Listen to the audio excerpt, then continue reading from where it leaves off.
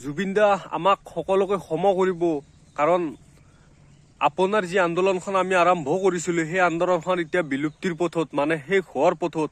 আপুনি ন্যায় নপাওঁতে মানে আন্দোলন শেষ। আৰু hello' guys, welcome back to my YouTube channel. তো গাইজ, আপোনালোকে থাম্বনেইল চাই নিশ্চয় গম পাইছে আজিৰ ভিডিঅ'টোত কি হ'ব। তো আপোনালোকৰ মনত আছেনে জুবিন দা কোন হয়, জুবিন দা কি হ'ল বা কি হৈছিল? তো আপোনালোকে সকলোবোৰ পাহৰি গ'ল নেকি? কিয় পাহৰিলে আপোনালোকে? তেখেতৰ যি ন্যায়ৰ আন্দোলনখন আছিল এতিয়া কি হ'ল? ন্যায় পালেনে? আপোনালোকে কওক, ন্যায় পালে নেকি? দাদাৰ ন্যায়খন কি হ'ল? এতিয়া লাহে লাহে যেন সমাপ্তৰ দিশে যায় আছে, মানে বিলুপ্তি হোৱাৰ পথত। তাৰমানে দাদাৰ যিখন ন্যায় আন্দোলন কৰিছিলোঁ আমি তেখেতৰ কাৰণে, জুবিন দাৰ কাৰণে, তো তেখেতৰ যিখন আন্দোলন আছিল সেইখন এতিয়া বিলুপ্তিৰ পথত। মানে লাহে লাহে ছ'চিয়েল মিডিয়া হওক, নিউজ চেনেল হওক, যিকোনো মানে প্লেটফৰ্মৰ পৰাই নোহোৱা হ'বলৈ ধৰিছে। কিয় এনেধৰণৰ অৱস্থা হ'ল এতিয়া?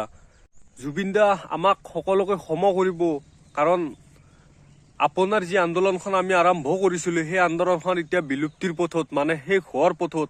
আপুনি ন্যায় নপাওঁতে মানে আন্দোলন শেষ। আৰু এতিয়া এইটোৱে চাব বাকী আছিল। আৰু আমাৰ কি ক'ম, আৰু বহুত দুখৰ কথা হয়।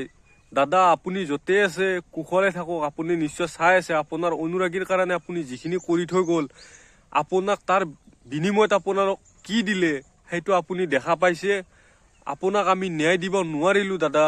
আপোনালোকে ন্যায়ৰ যিখন আন্দোলন আৰম্ভ কৰিছিলোঁ সেইখন শেষ হ'বলৈ নিদিব। আপোনালোকে এনেধৰণৰ ভিডিঅ' পালে জাষ্টিছ ফৰ জুবিন গাৰ্গ বুলি লিখি কেনে শ্বেয়াৰ কৰিবলৈ চেষ্টা কৰিব, কাৰণ আপোনালোকে এতিয়া এনেকুৱা যুগ এখনত বাস কৰি আছোঁ, আমি এনেকুৱা যুগ এটাত বাস কৰি আছোঁ যে এতিয়া ভিডিঅ'ত লাইক আৰু শ্বেয়াৰ কৰিলেও যেন ইউটিউবাৰসকলে হওক বা ভিডিঅ' ক্ৰিয়েটৰসকলে হওক যেন অডিয়েঞ্চক পইচা দিব লাগে। সেনেধৰণৰ পৰিস্থিতিত লাইক কৰিব মানে সিহঁতক মানে বাৰে বাৰে ক'ব লাগে যে লাইক কৰ, তথাপিও লাইক নকৰে, শ্বেয়াৰ কৰ, তথাপিও শ্বেয়াৰ নকৰে। এনেকুৱা দিন আহি পৰিছে আমাৰ সমাজত। আৰে ভাই, বেলেগৰ ভিডিঅ'ত কি কৰা কি নকৰা সেইটো বাদ দিয়া, কিন্তু জুবিনদাৰ যদি কোনোবাই ভিডিঅ' বনাই আছে, জুবিনদাৰ বিষয়ে যদি কোনোবাই কিবা কৈ আছে, প্লিজ লাইক কৰিব, শ্বেয়াৰ কৰিব।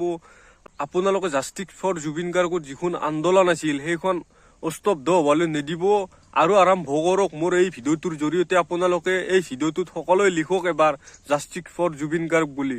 মোৰ যিখিনি অডিয়েঞ্চ আছে সেইখিনি যদি এবাৰ কৈ লিখে, মানে গোটেই কম হ'লেও 20-30 হাজাৰ জাষ্টিছ ফৰ জুবিন গাৰ্গ এদিনত বাঢ়িব। আপোনালোকে চেষ্টা কৰক লিখাৰ কাৰণে। কিয় লিখিবলৈ টান পায়, কিয় ভিডিঅ'বোৰ স্কিপ কৰি দিয়ে আপোনালোকে?